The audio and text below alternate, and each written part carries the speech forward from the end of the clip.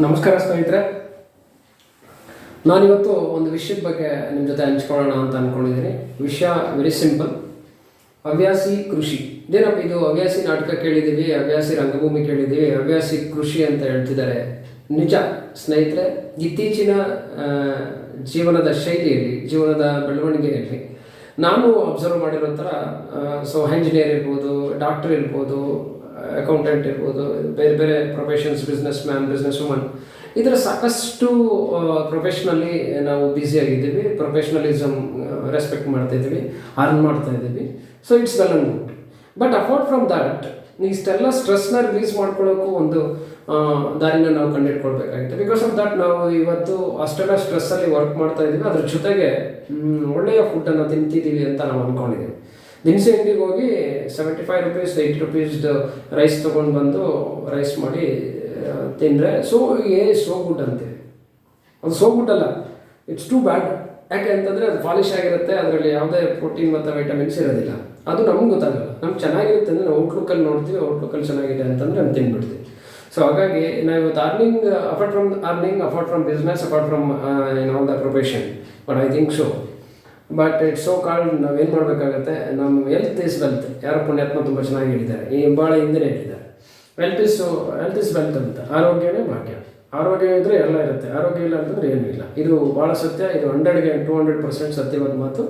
So ಎಲ್ಲರೂ ಒಪ್ಕೊಳ್ಳೇಬೇಕಾಗುತ್ತೆ. ಒಪ್ಕೊಂಡು ಹವ್ಯಾಸಿ ಕೃಷಿ ಮಾಡೋಣ ಬನ್ನಿ ಅಂತ ಹೇಳೋದಾದರೆ, ನಾವು ಹವ್ಯಾಸಿ ಕೃಷಿ ಮಾಡೋದು ಅಂದರೆ ಹೇಗೆ? ನಮ್ಮ ಫಿಸಿಕಲಿ ನಾವು ಇವಾಗ ಸುಮಾರು ಕೆಲಸಗಳನ್ನ ಲ್ಯಾಪ್ಟಾಪಲ್ಲಿ ಮಾಡ್ತಿದ್ದೀವಿ, ಕಂಪ್ಯೂಟರ್ಲಿ ಮಾಡ್ತಾಯಿದ್ದೀವಿ, ನಿಂತ್ಕೊಂಡು ಮಾಡ್ತೀವಿ, ಇಲ್ಲಾಂದರೆ ಕೂತ್ಕೊಂಡ್ಬಿಡ್ತೀವಿ. ನಾವು ಕಂಪ್ಲೀಟ್ ಬಾಡಿನ ಶೇಕ್ ಮಾಡಿ ಕೆಲಸ ಮಾಡೋದಿಲ್ಲ. ಈ ಕಂಪ್ಲೀಟಾಗಿ ಬಾಡಿನ ಶೇಕ್ ಮಾಡಿ ಬಾಡಿ ಫುಲ್ ಎಲ್ಲ ಆರ್ಗನ್ಸು ಕೆಲಸ ಮಾಡೋವಂಥ ಕೆಲಸ ಅಂದರೆ ಕೃಷಿ ಮಾತ್ರನೇ. ಸೊ ಹಾಗಾಗಿ ನಾವು ಕೃಷಿ ಮಾಡಲೇಬೇಕು. ನೀವು ಕೃಷಿಕರಲ್ಲದೆ ಇದ್ದರು, ನೀವು ಫಾರ್ಮರ್ಸ್ ಅಲ್ಲದೆ ಇದ್ದರು, ಅಗ್ರಿಕಲ್ಚರಲ್ ಬ್ಯಾಕ್ಗ್ರೌಂಡ್ ಇಲ್ಲದೇ ಇದ್ದರು, ಸೊ ಆ್ಯಸ್ ಎ ಹಾಬಿಯಾಗಿ, ಆ್ಯಸ್ ಎ ಹವ್ಯಾಸಿ ಕೃಷಿಯಾಗಿ ನೀವು ಇದನ್ನು ಮಾಡ್ಕೊಳ್ಬೇಕಾಗತ್ತೆ.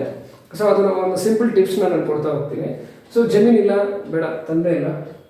ಸೊ ನಿಮ್ಗೆ ಯಾವುದೇ ಥರ ಲ್ಯಾಂಡ್ ಇಲ್ಲ, ಸೊ ಏನು ಪ್ರಾಬ್ಲಮ್ ಇಲ್ಲ. ಸೊ ಮನೆ ಅಂಗಳ ಅಂತೂ ಇದ್ದೇ ಇರುತ್ತೆ, ಮನೆ ಮೇಲ್ಛಾವಣಿ ಅಂತೂ ಇದ್ದೇ ಇರುತ್ತೆ.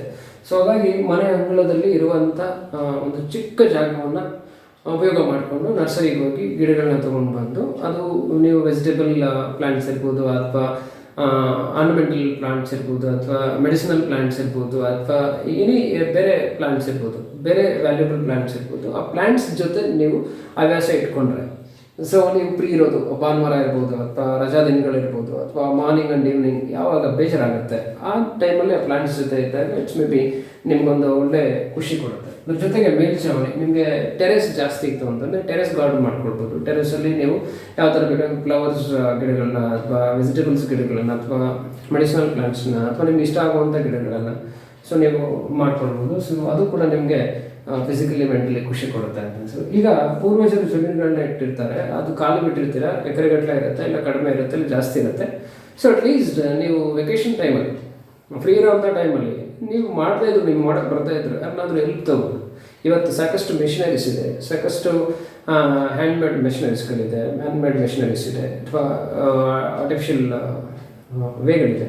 ಸೊ ಅದನ್ನು ಉಪಯೋಗ ಮಾಡಿಕೊಂಡು ಆ ಜಮೀನು ಮತ್ತು ಆ ಲ್ಯಾಂಡ್ ಏನಿದೆ ಅಲ್ಲಿ ಏನಾದರೂ ಗಿಡಗಳನ್ನ ಹಾಕೋದು. ಸೊ ಒಂದು ನೀವು ಮನಸ್ಸಲ್ಲಿ ಖುಷಿಯಾಗಿರ್ತೀರ, ದೇಹ ಕೆಲಸ ಮಾಡುತ್ತೆ, ಸೊ ಪ್ರಕೃತಿಗೂ ನೀವು ಹೆಲ್ಪ್ ಮಾಡ್ದಂಗಿರುತ್ತೆ. ಸೊ ಗಿಡಗಳು ಬೆಳೆಸೋದ್ರಿಂದ ಆಕ್ಸಿಜನ್ ಜಾಸ್ತಿ ಆಗುತ್ತೆ. ಸೊ ನೀವು ಪರಿಸರದ ಜೊತೆ ಕೈ ಜೋಡಿಸ್ದಂಗಿರುತ್ತೆ. ಅದ್ರ ಜೊತೆಗೆ ನಿಮ್ಗೆ ಈ 3 ಆಪ್ಷನ್ ಇಲ್ಲ, ನಾವೇನು ಮಾಡೋಕ್ಕಾಗ್ತಾ ಇಲ್ಲ ಅಂತಂದರೆ, ಇವು ಬೆಟರ್ ಆಪ್ಷನ್ ಅಂದರೆ ಸಾರ್ವಜನಿಕ ಸ್ಥಳಗಳು, ಪಾರ್ಕ್ ಇರುತ್ತೆ, ಹಾಸ್ಪಿಟಲ್ ಇರುತ್ತೆ, ಸ್ಕೂಲ್ ಇರುತ್ತೆ, ಗೌರ್ಮೆಂಟ್ ಪ್ಲೇಸಸ್ ಇರುತ್ತೆ, ಅಲ್ಲಿ ಗಿಡಗಳನ್ನ ಹಾಕೋದು, ಅಥವಾ ಅಲ್ಲಿ ಏನೋ ಒಂದು ನೀವು ಹೊಸದಾಗಿ ಕ್ರಿಯೇಟಿವ್ ಆಗಿ ಥಿಂಕ್ ಮಾಡಿ. ಸೊ ಈ ಸಣ್ಣ ಕೃಷಿ ಅಂದರೆ ಹೋಗಿ ನೀವು ಬೆಳೆಗಳನ್ನೇ ಬೆಳಿಬೇಕು ಅಂತ ಏನೂ ಇಲ್ಲ. ಅದ್ರ ಜೊತೆಗೆ ನೀವು ಯಾವ ಗಿಡಗಳನ್ನ ಹಾಕಿ ಪೋಷಣೆ ಮಾಡ್ತೀರೋ ಅದು ಕೂಡ ಖುಷಿ ಆಗುತ್ತೆ. ಸೊ ಅದಕ್ಕೆ ನಾನು ಹೇಳೋದು ಹವ್ಯಾಸಿ ಕೃಷಿ.